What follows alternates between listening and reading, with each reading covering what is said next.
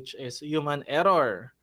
Now, our objectives for today is the error models and theories so that we could describe with examples a latent failure, identify given examples where latent failures are more likely to occur in an organization, describe giving examples what would be termed as a latent failure at the line management level, demonstrate a basic understanding of the proportion of accidents and incidents caused by human error.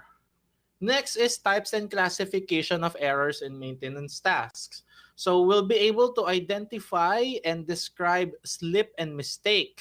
What are the difference? Describe the difference between error and mistake. Describe what is meant by a violation. Describe with examples what is termed an active failure in respect of James Reason's model relating to failure, and what is regarded as a defense or barrier. Now, we're also going to identify the implications of errors. So identify meaning and effects of criminal negligence and how an engineer may become liable for accidents or incidents in the workplace. Next one is we'll also be able to identify and describe the avoiding and managing errors. So describe the error management, terms of error reduction, and error management. Also describe how human reliability is improved and human variability is reduced. Describe ways of effective reducing or eliminating errors during aircraft maintenance operations. Describe why it is important to determine the root cause of errors in the workplace. And lastly, recognizing and avoiding hazards. We'll be able to identify activities and equipments in the workshop that is regarded as imminently dangerous. Describe how human factors are used to improve workplace safety. So this will be the start of you be able to adapt a skill called what do you call this? Self-awareness. Now, for our theoretical premise, all human makes error or make errors. Do you agree, class? Do you agree that all human make errors or are you that perfect? Oo nga, kakaroon ko lang ng mistake. Magbabasa na lang. 'Di ba? Again, we have yung tinatawag nating to err is human. Kasi it's natural for us to make mistakes. Just let's say ito na lang, 'di ba? On how we handle COVID. So that is just one example of a failure.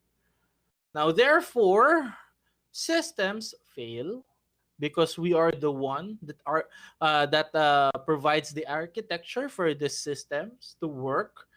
Failures are not common. Remember, class, it's fine. Again, I've always informed this and always said to my class during their first year is that this is the perfect place for you to make mistakes, class. This is the setting in which yung sa classroom, in our classroom, even though this is a virtual classroom, is that this is the perfect time for you to make mistakes. Why? Because you learn. Right? Now, once you go to the industry, that is the time that you must minimize yung tinatawag nating errors. As there are already souls on board and you are already responsible for other people's lives. Now, systems rarely fail as the result of a single action, failure, or factor. That's very rare. Sometimes it is a series of events. If you are watching yung mga aircraft investigation, which I think si Sulit ay mahilig manood ng aircraft investigation is that it's not always just one error, it is series of errors leading to a catastrophe. Diba? Some of the contributing failure and factors are already in the system. So let's say yung architecture niya mismo. The architecture itself or the design itself is already faulty. That will be the reason why the risk is higher. Diba?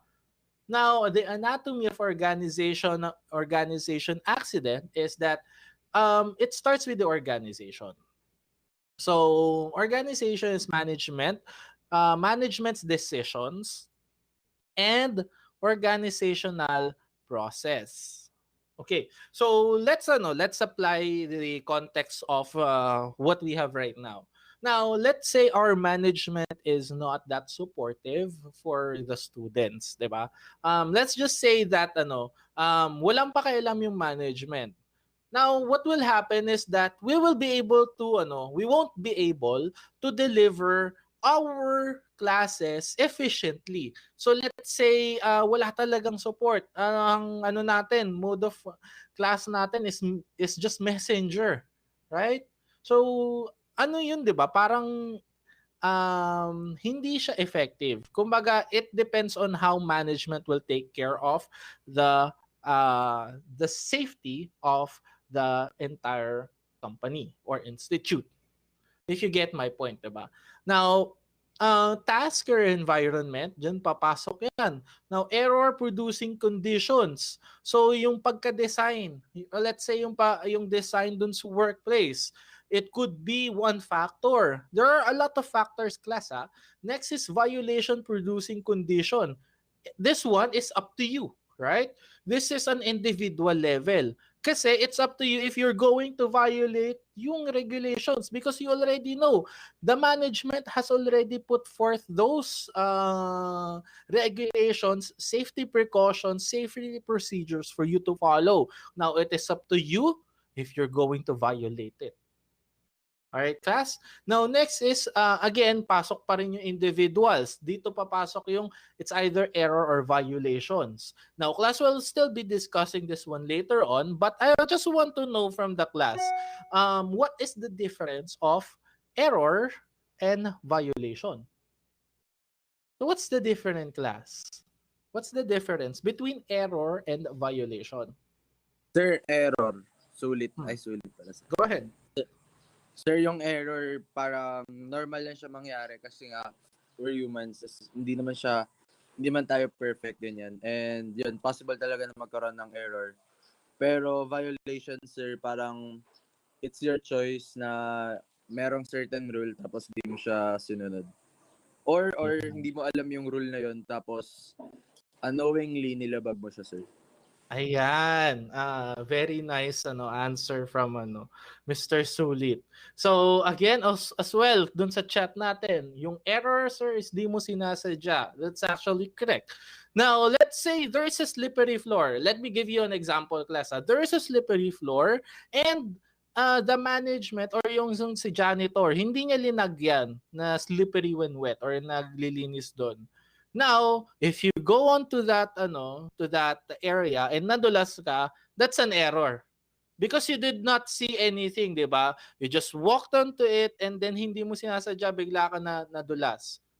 And magiging violation siya. Let's say meron nang nakalagay doon na warning sign, slippery when wet. And then you still proceeded, 'di ba? Then that's time that is what we call yung violation because you already see that there is something that could potentially be a hazard for you and yet you still proceeded, 'di ba? Then that's the time mangyayari to, yung accident. Again, there are defenses. There are a lot of defenses. Dito papasok yung sinasabi nating yung model ni James Reason, yung Swiss cheese model. Now, class, ito siya. Now, the James Reason's model of accident causation. So, or what we call yung James Reason Swiss cheese model. So, what is a Swiss cheese model?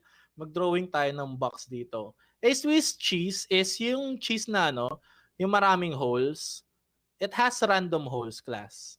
Now, not all cheese will have the same holes. It could be on a different hole. So, as you can see here, ito yung mga defenses natin. So, we have yung cultural, as we've discussed on the midterm prior. We also have the engineering or the design. We have the system or the architecture. And we also have yung human. So, these are the defenses for us to avoid yung tinatawag natin na accidents. So, these blocks will prevent things from happening. But there are cases na, let's say you are violating you are trying to violate yung mga safety precautions, then that is a possibility that this will align and will cause yung tinatawag nating accident. In which, let's say we have yung high voltage, and then hindi natin pinakailaman yung cultural. Hindi rin natin binigyan ng effort yung engineering. Let's say yung wire was just left open without any insulators and yung system, and then yung human, hinayaan lang niya, wala siyang self-awareness, and then boom, nangyari ang accident. Now, class, what are active failures naman? So, dito papasok yung active and latent failures. So, active failures are the result of unsafe acts, errors, and violations committed by those at the sharp end of the system. So, what are these? So, pilots, air traffic controllers, maintenance engineers, etc. So, ito yung mga natin. Ito yung resources. So, they are the people at the human system interface whose action can and sometimes do have immediate adverse consequences. So, let me give you an example, class, of this active failure. Now, if I'm not sure if you were able to watch this on yung sa aircraft investigation, but there was this accident in which nalito lang yung fueler. Nalito yung fueler, either you will use yung tinatawag nating English, ang hirap mag-type, English and metric. So, metric yan, tiwala lang. English and metric. So, in English, we have yung tinatawag nating, anong natin kapag gasoline? It's pounds, right? And in metric, what's the equivalent of pounds? Ayan. KF pa. Kilograms. Ayan. So we have pounds and kilograms. As we know, in 1 kilogram, there is ititag nating 2.2 pounds. So doble yung pounds. So what happened was that the fueler was disoriented at nalito siya. Nalito siya kung gagamitin ba niya is English or metric, because there were just a sudden change in regulations that they will be using yung metric na. So what happened was that yung fuel is in pounds.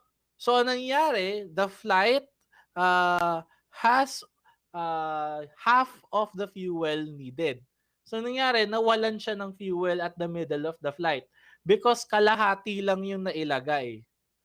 So that is just one error, 'di ba? It is because of yung system.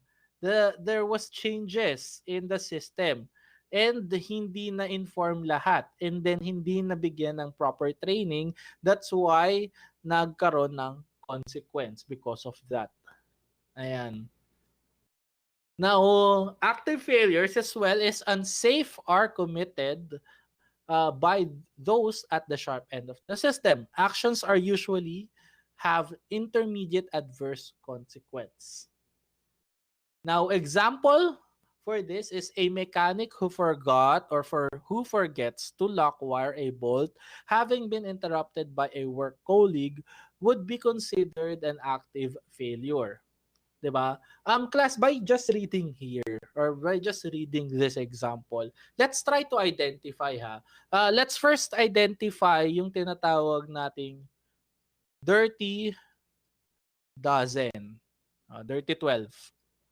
So, by just reading on this example, class, what do you think? Let's first identify ano yung dirty dozen dito. Class, what do you think yung dirty dozen na nangyari dito? Distraction, sir. Ayan. So, according to Miss Madamba, she said na it was distraction, which is correct, di ba? Interrupted.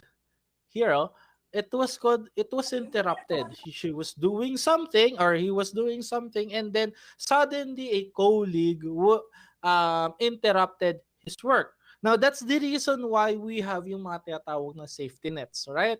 In which if we've been distracted on a thing that we are currently working, we always go three steps backward. That is always a must. Always go back 3 steps backward. So that kahit na paulit-ulit yung ginawa mo, it makes sure that no steps have been skipped. Ayan. Now, next is yung tinatawag natin latent failure. So yung tinatawag nating passive naman. So damaging consequences may lie dormant for a long time. They combine with local triggering factors to breach the system's defense. Now, all present within the system will be on the onset of a recognizable accident sequence. So, dito naman mag-a-apply naman yung Murphy's Law. If we're going back on the discussion on Module 1, is yung Murphy's Law is that stated na everything will happen, di ba? If it happens, it will happen. Now, latent failures are created as the result of decisions. Decisions taken at the higher echelon of the organization. Their damaging consequences may lie dormant for a long time, only becoming evident when they combine with local triggering factors. Example for those are errors, violations, and local conditions to breach the system's defense. Now, the latent failures can be attributed to local factors which are present in the intermediate workplace and organizational factors that lie upstream from the workplace. Now, the organizational factor create the local error and violation producing conditions. Now, example class for latent failure is a supervisor's check is now required upon the completion of the assembly of the new stage prior to the fitting to the aircraft. Next is a supervisor check is not required upon the completion of the assembly of a new stage prior to fitting to the aircraft. Now, class, if we're going to look at this, is that the decision of the management na hindi i-require yung pag-check or pag-inspect dun sa aircraft after yung assembly or after the repair is may or it may not cause yung error right now because if we're going to look at it, the mechanics have already followed, di ba? Let's say yung mga mechanics have followed steps and they have done meticulous maintenance and proper maintenance. But then again, you cannot be very complacent, diba? So it's another dirty dozen. So complacency may affect this one na you're very complacent and masyadong pinagkakatiwalaan yung mga mechanics. You're very trusting with the mechanics. You may not be not so sure that they have followed all of the steps. That's why we need to inspect it, 'di ba? So in a system, we need to check, double check and triple check. That's the reason why, to avoid yung failures. 'Di ba? Kung tatandaan nyo is that if we're going back dito sa slides natin sa James reason is that we also indicate here human so that sa system na yan, so let's say ito is nag-fail siya. Dito nag-fail, nakalusot yung error. And then dito sa system, nakalusot din yung error. So that's why we still use, even though we're human, we make mistakes. So what happens is that we try to double check what others did so that we could avoid yung mga errors. That's why we added human here. That's why every time the aircraft is being serviced and before returning to service, there is always an inspector to check for the maintenance. Ayan. Now, what are they? What are they? Now, in a study carried out within the engineering facilities of a major world airline, 12 local factors and 8 organizational factors were identified as having an adverse effect upon the working practices of those on the hangar floor. Now, class, ito yung tinatawag nating 12 local factors in committing human error. Now, first is yung parang ano siya eh, it's almost like the 12 dirty dozen. It's just named differently. Now, first is yung knowledge, skills, and experience, right? First of all, for our flying cadets there, during your very, very, very first flight, what's the difference of your very first flight and the flight let's say you've already passed PPL and you're already taking CPL? What's the difference in your flying techniques? Experience, sir. Better experience. Better experience. Wider, na skill, tsaka knowledge, sir. Mas wider. Ayan. Exactly, 'di ba? And then hindi ka na ganun kinakabahan, hindi na nagpapawis masyado yung mga palad nyo dahil kabadong-kabado kayo. Again, ito yung we gain knowledge, skills, and experience through time. And as well yung moral, class.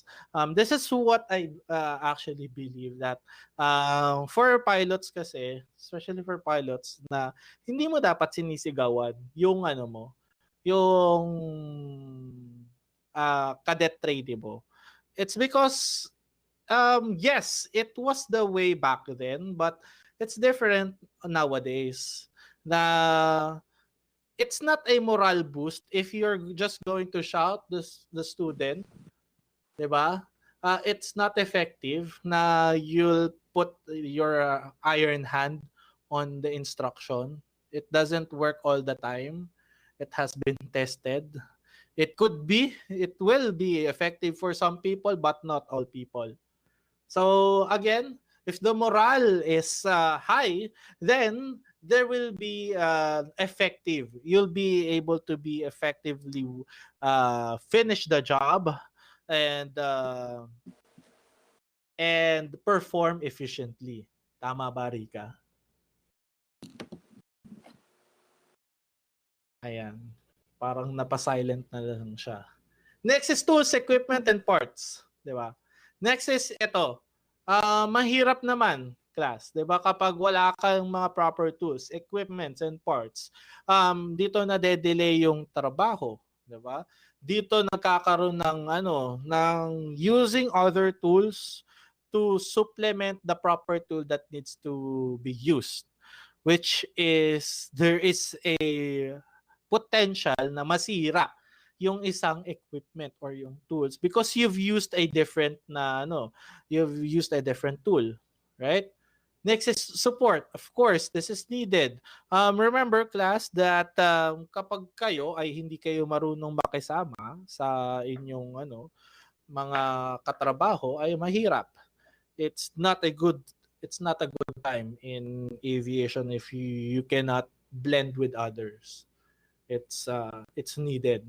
That's the first skill that you need to develop is marunong ka dapat makisama because everyone work as a team. Kahit na mechanics yan, kahit na piloto yan. Kung makikita nyo, di ba? Wala namang wala namang nalipan ng Airbus 320 na isang piloto. It's always two. It needs two to tango. Now, next is take into account fatigue, pressure. Alam na natin yan. No need to explain. Time of day. So, of course, there are people here na nocturnal people. Sino yung mga nocturnal people natin dito? I want to know. Sulit minsan. Ayan, si Sulit. Who else? Mga nocturnal people natin. Ayan, si Fortuna. Ako, sir. Present po. Yes. Sir, si noted. Fortuna 4 a.m. na nagva-Valorant pa yan. Ayan, di ba? Mga Valorant players natin. Kasi pag madaling araw nandun yung mga may mga skills. Kasi kapag mga umaga tanghali, mga gempoy, no. Nalaglag pa nga nang wala sa oras. Mga sabaw. But then again, class, it's a time of the day. So, people are different in nature in the time of the day. Kumbaga, there are people na mas active sila during the mornings or during the afternoon. And there are people that they are much more active during the night. So, in my case, myself, I'm not active during the mornings. Groggy ako lagi. I'm mas what do you call this? Yung nocturnal person din ako. Sa Valorant, sir, baliktad po. Baliktad ba? Mga gempoy ba yung maggabi? Sorry naman. Of course, class. Environment, di ba? We don't need to discuss this one, di ba? Let's say ngayon, mainit ngayon. Ano ba yung heat index natin ngayon? 42 degrees, 40 degrees. That's quite hot. And kapag mainit, mas gusto mong magpaypay na lang sa gilid. Right? And you don't finish any job. You don't finish any task. You're just going to put, if you're just going to cool yourself on the sides. Next is computers, class. Again, not everyone is computer savvy, right? So kahit na it's not just about age. It's not just about age na kung matanda yan, kapag thunders yan, wala na yan, di marunong mag-computers yan. That's not the case. Kahit yung mga bata ngayon, there are mga teenagers and on their 20s to 30s na computers, wala rin. So it depends on your computer literacy. Next is paperwork, procedures, and manuals. There's a reason why they're there. The reason that they are there is for you to follow, right? It's for you to have a standard and for you to read it. So if you won't be reading those things, then that's a problem. Now, tatandaan nyo, even pilots, for our cadet pilots out there, is that it's very important for you to know the operational handbook, right? So that you would know what's the capability of the aircraft you're carrying or you're flying with. Next is inconvenience, and lastly, yung tinatawag nating safety features. Ayan, no need to explain this one. This is very straightforward. Then we have yung tinatawag nilang 8 organizational factors. So management level tayo, no? Now, next is first of all, we have yung organizational structure. Paano ba na-structure yan? Let's say, sa atin, sa department, di ba? We are under the Office of Undergraduate Studies.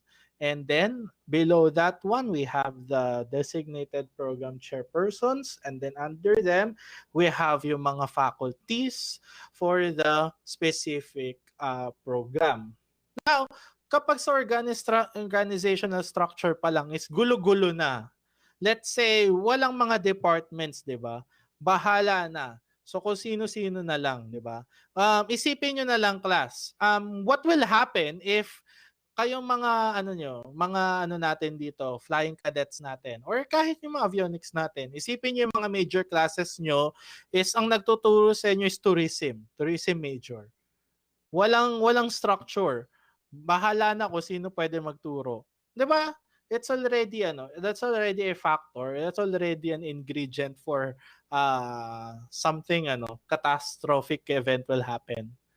So next is yung people management. Of course, you need to maintain that your people are happy, di ba? So kung ako naman, let's say in my case, is that kung pine-pressure ko lagi si Sir Pau at saka si Ma'am Havines nyo, including Sir Bermejo nyo, kapag nawalan sila ng gana, hindi kayo tuturuan ng mga yan. And that's a problem. Provision and quality of tools and equipments. Of course. Next is yung tinatawag nating training and selection. Even though we're limited at that case right now due to this online only class. Commercial and operational, planning and scheduling. We have maintenance of building and equipment. And then again, class, alam nyo na to. Lastly is yung communication. Now, how many incidents and accidents are caused by errors? Diba? You can never know. It could be 0%, but this is quite impossible. You can never, class, remember that you cannot have a 0% mistake. You can only mitigate and lower the chances of accidents or risk happening. It always lies around this part in which it really depends on how the structure is made on an organizational matter, or yung tinatawag nating how do we avoid active failures and also latent failures by designing an architecture in which we minimize risk at the lowest possible level. Ayan. Now, what are the types and classification of errors in maintenance task?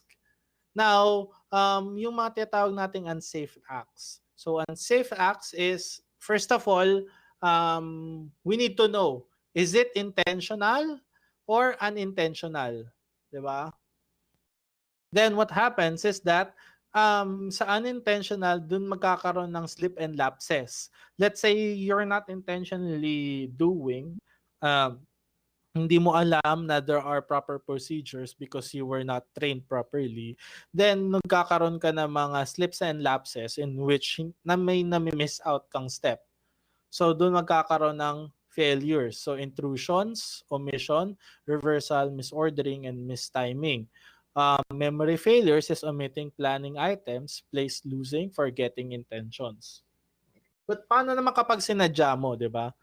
Sinadya mo, intended actions in which, again, magkakaroon tayo ng violation because ikaw mismo yung nag-chose niyan, you risked it, and it could be just a mistake on your end, or you are actually committing a violation. Under mistake, we have rule-based mistakes, omitting planned items, place losing, and forgetting intentions. So, doon tayo nagkakaroon ng mistake. So, again, omitting planned items if there is a for pilots, let's have an example. Sa pilots is may pina-follow kayong flight plan, right? There's a flight plan. And if you did not, or if you will not follow yung flight plan, then you're doing a mistake, right? There's a reason why it's there. And forgetting intentions. Let's say at this time, you need to call in air traffic control to update, and you forgot. You forgot to call in. So si traffic controller who will have a hassle for in contacting you why you did not and could potentially be more catastrophic problem. Knowledge-based mistake, many variable forms, and under violations, again, there could be routine violations. Ito, class, bilang mga nakapasok na naman kayo sa ALYAC, diba? Physically. Ito, ang routine violations. Class, what's the, bigyan nyo nga ako ng example of a routine violation. routinely yung ginagawa? Ano? Ako, nung estudyante ako, ako nito. One of my, nalabas pag lunch, sir. It's fine. It's acceptable naman. Pinapayagan naman kayo mag-lunch sa labas. So long as magpaalam kayo ng ayos. Pag hindi kayo nagpaalam, now that's the problem. That's one violation already. That's a routine violation. Nagja-jacket sa classroom. Well, I'm not quite sure with the regulations for for pilots, but for maintenance naman, it's fine if you wear jacket. Laging late, bawal sa flying, sir. Okay. Laging late, sir. Bakit kaya bawal, no? Pahirapan sa lalabingan nila tapos tiis kayo sa lamig. Matanggal yung bara sa labas. Yeah, that could be a routine violation. Yes. Class, eto. You're missing the part, you're missing the start of a routine violation. The first routine violation that you are committing, karamihan, is just wearing the ID, right?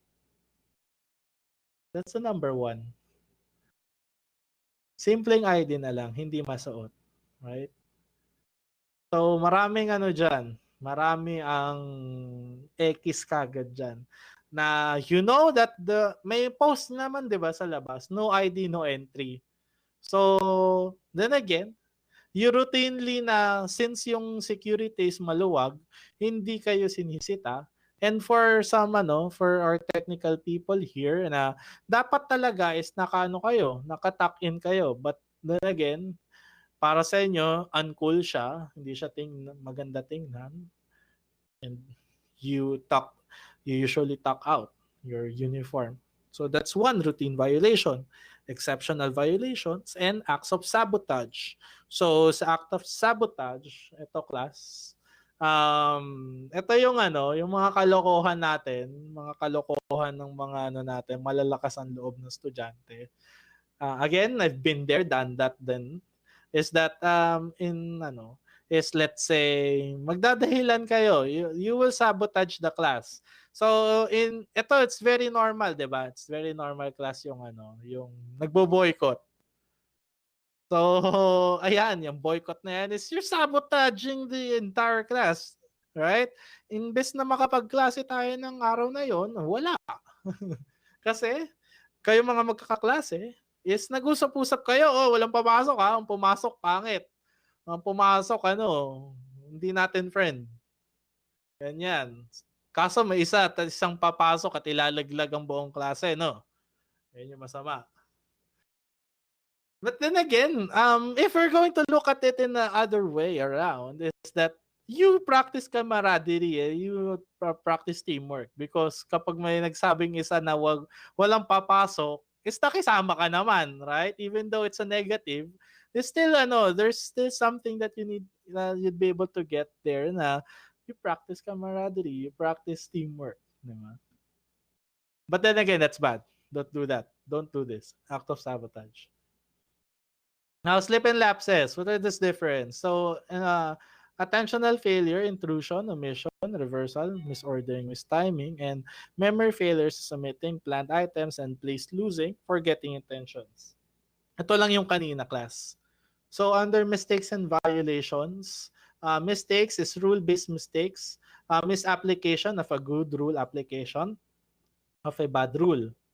Next is knowledge-based mistakes, is many variable forms, and violations, ito yung kaninang pinag-usapan natin.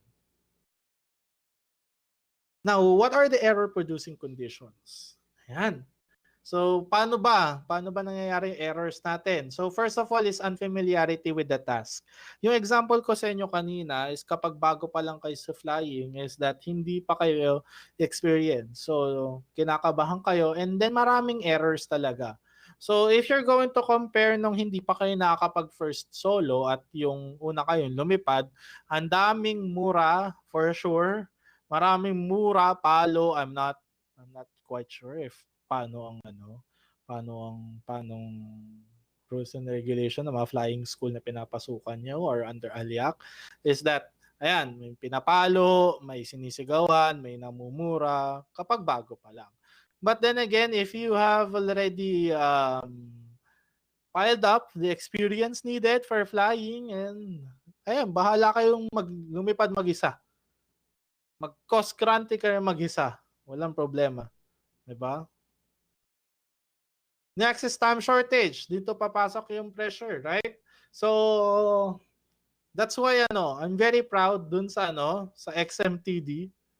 Shout out again sa XMTD. What I've saw with their output, with the time frame that I have provided them, it's quite short. That's just 1 week of preparation.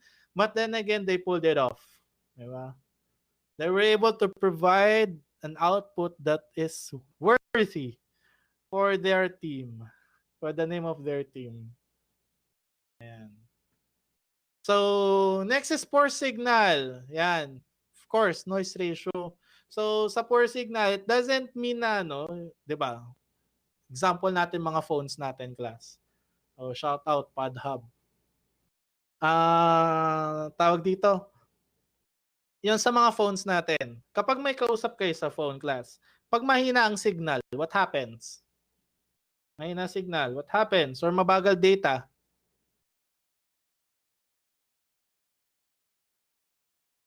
what happened, class? Mother's Day daw, 3,000 off. Ayan, choppy. Miss Com, sir, di magkaintindihan. Di ba? Is that right? Yes, sir. Ayan, di ba? Choppy. Puro ka chubby mo. Loko mo pa. So, nangyayari is that there is a miscommunication that will happen.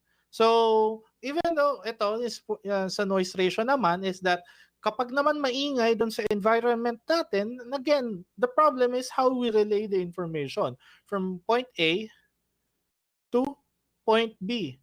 Again, ito yung tinatawag nating channel in between or yung media. Media yung nasa gitna, class. Media or in long term that is medium. So ang medium is yun yung sa environment natin, how it affects the transmission of the data from point A to point B. Kung same lang ba? Kasi there is a possibility na magkaroon ng intervention dito sa natin, sa environment natin that will alter the data or the information that was transmitted. Now, again, next is yung designer, user mismatch, the design of the actual system or tools that you are working with, irreversible of errors, information overload, class. So, let's say yung mga natin, kapag nagtatlong chapters tayo ngayon, lahat to pinabasa ko lang sa inyo, di ba? That's information overload.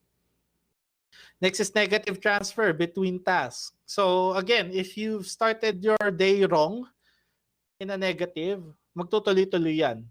So that's why you need to practice yung positive thinking always. Na you always need to start your day right so that magtuloy-tuloy siya or your week right. Ganon.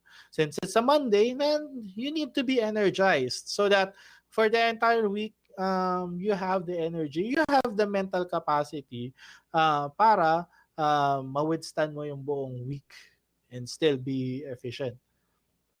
What else?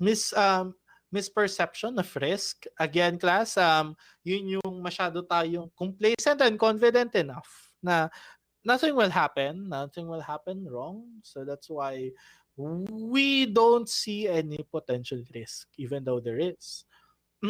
Ito, class, yung poor feedback from the system. So, ito, let me just give an example is that, for example na lang dito sa natin, sa ALIAC. So, every time na we do a event or activities, there is always yung tinatawag nating di ba? Evaluation. Now, class, that's not to be honest with everyone, even kasi I'm part of management. So we are, class, don't worry. We are reading your comments and suggestion on how we could improve. How can we improve on what we have done? 'Di ba? You've seen naman, 'di ba? We have here the third year students. You have seen the evolution. You've been with the institute for 3 years. So most probably you were able to see what happened from the start and then what we have right now. So we are getting your feedbacks on how we could improve. Hindi naman lahat, but there are things that we could do it immediately, 'di ba? Next is inexperience, not lacking of training, poor instruction or procedures, inadequate checking, educational mismatch of a person with task, disturbed sleep patterns. Ayan. So let's say nagva-Valorant ka pa ng alas 7 ng umaga, dire-diretso, at may klase ka ng alas 9, for sure. Sa klase mo na alas 9, hindi ka mag-on ng video kasi tulog ka. Ayan. Next is hostile environment, monotony, and boredom. Next is yung implication of errors, class. So criminal negligence. Professionals are liable for the work that they do.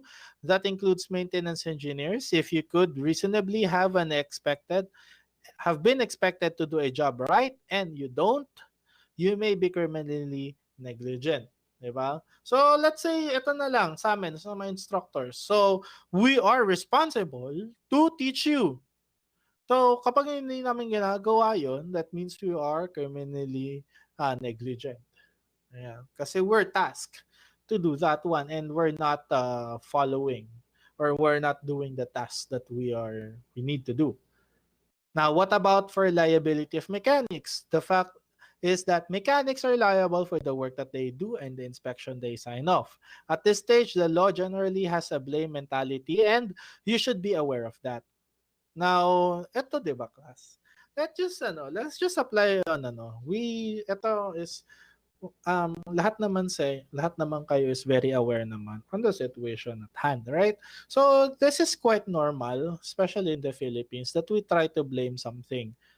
So let's say yung mga surges ng yung surges ng COVID is we always blame the government, right?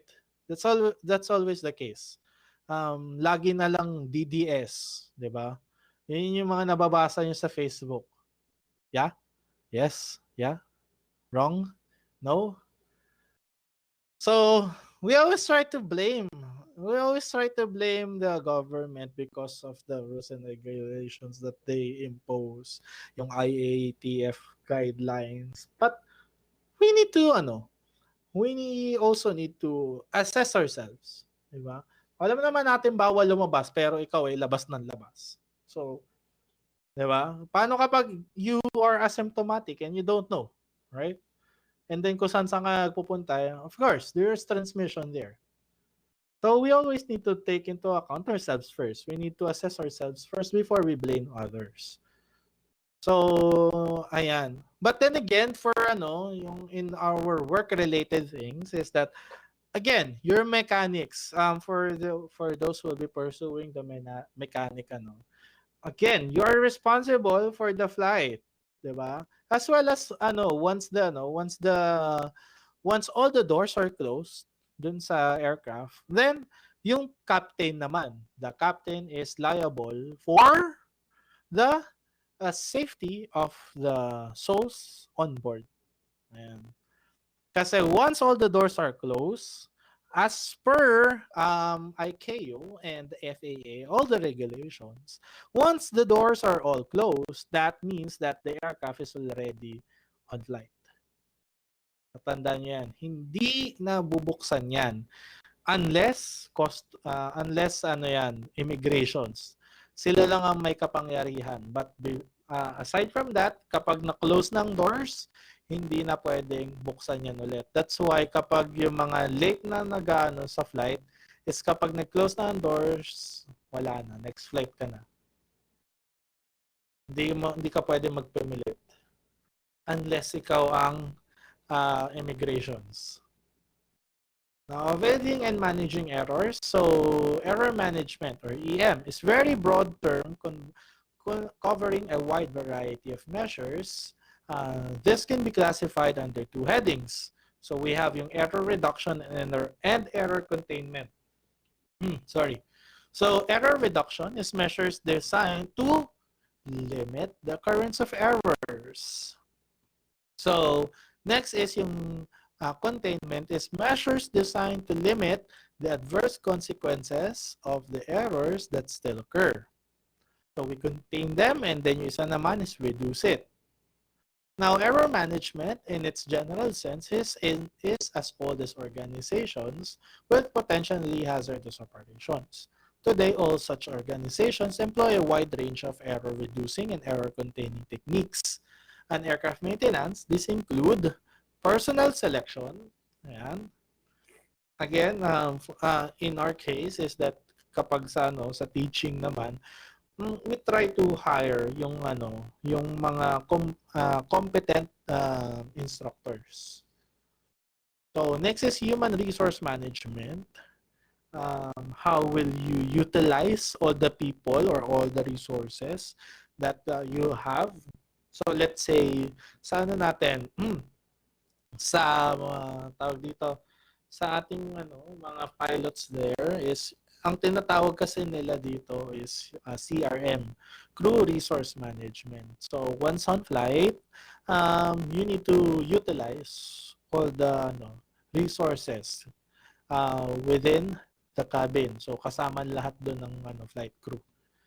Training and retraining. That's why class, hindi lang sa piloto to, nagkakaroon ng recurrency training, even us. Ayan. Even us instructors have this one. Next is licensing and airworthiness certification.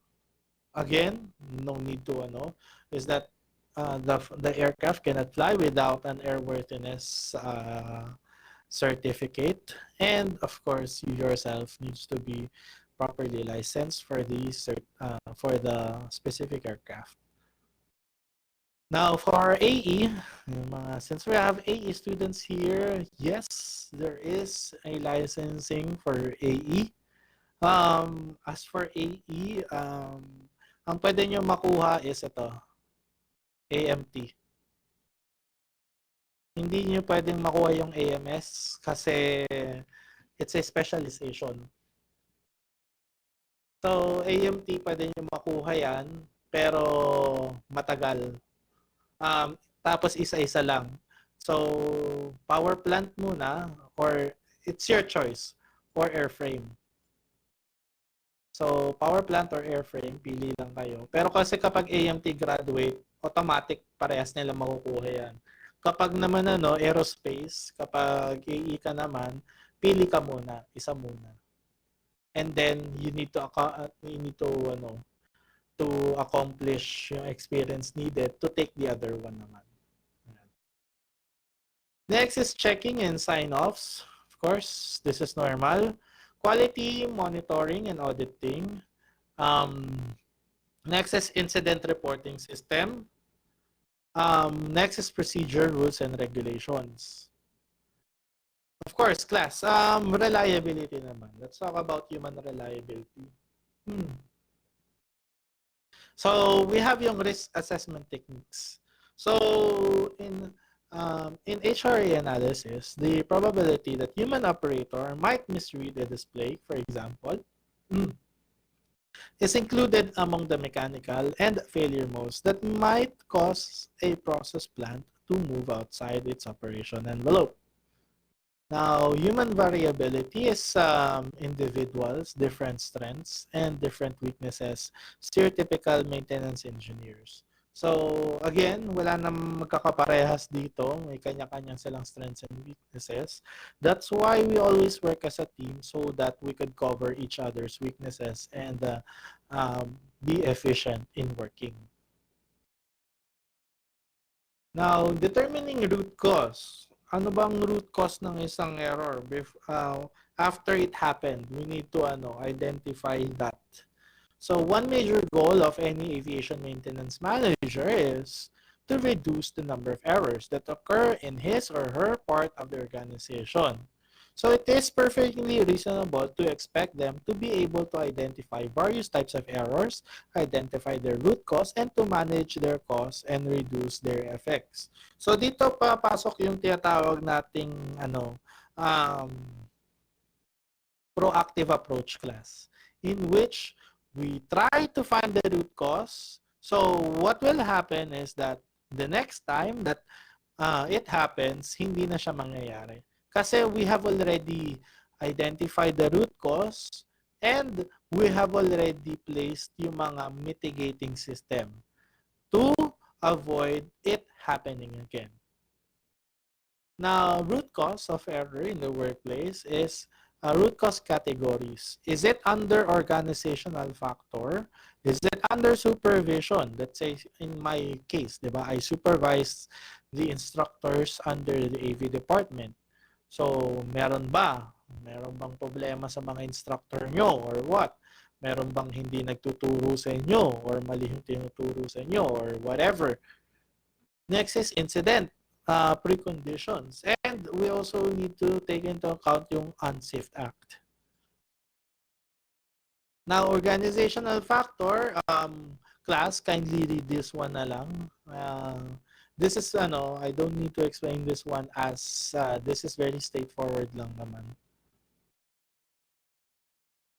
Same goes here, forward na tayo. Yan. Okay.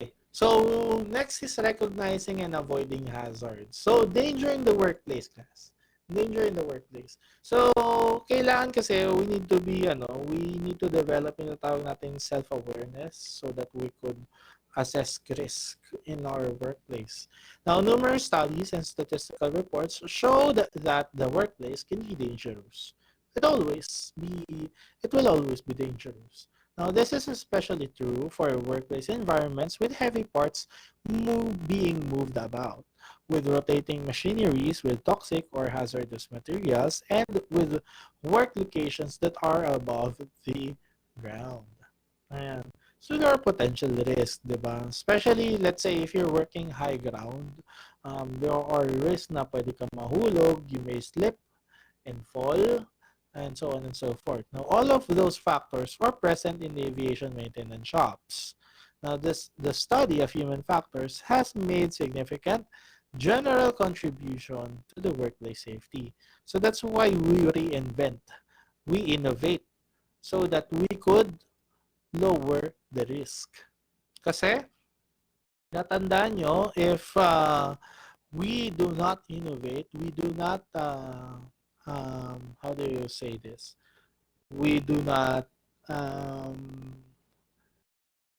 ba yun? Hindi natin niyakap ang change within, then there's a problem with that one.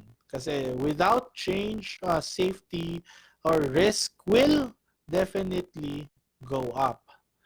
Diba? That's why whatever yung mga yung mga safety precautions nyo for this year, it may not apply next year's. We could still use it and then we could add.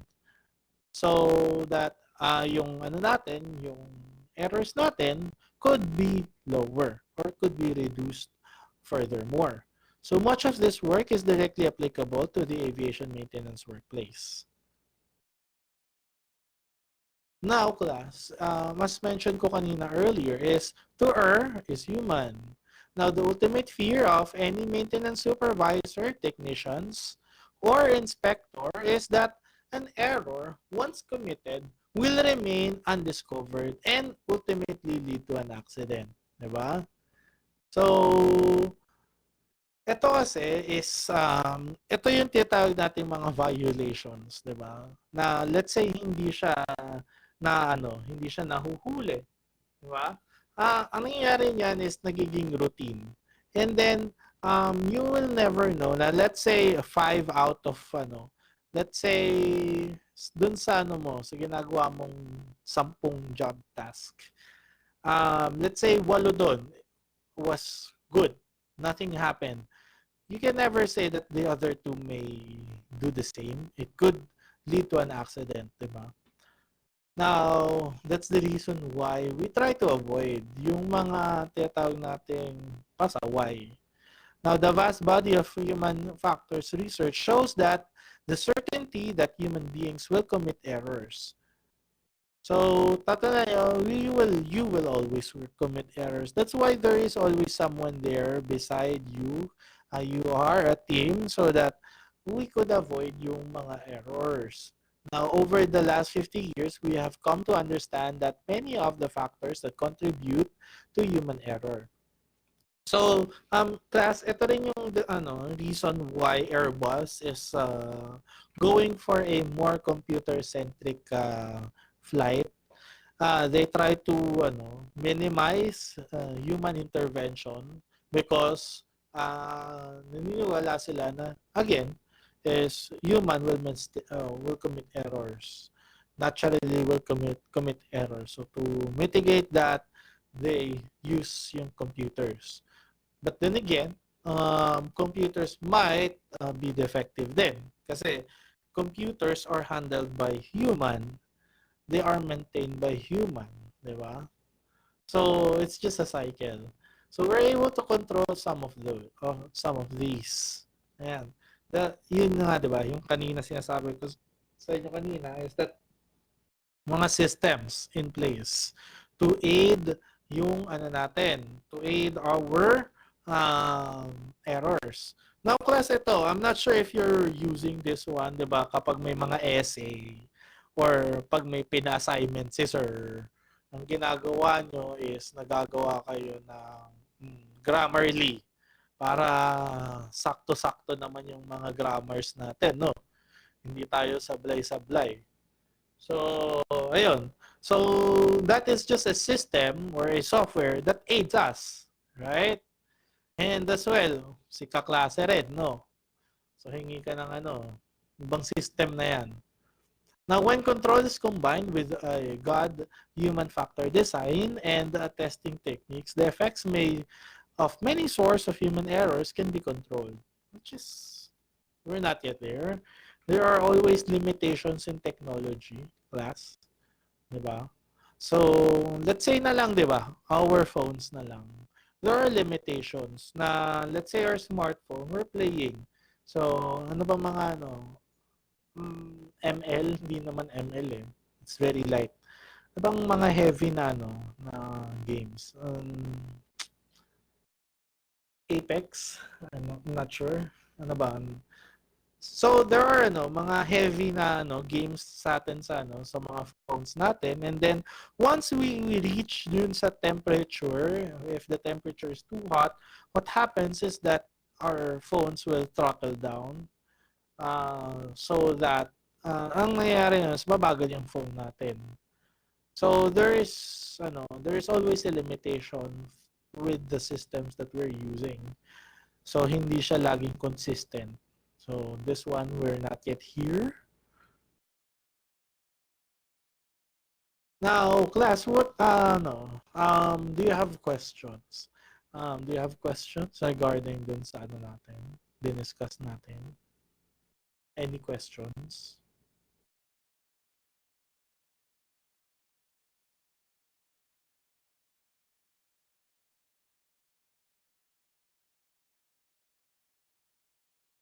Ayan. Ayan, none so far, sir. Ayan. Okay. So, that ends our module 5, being that there are no other questions. Now,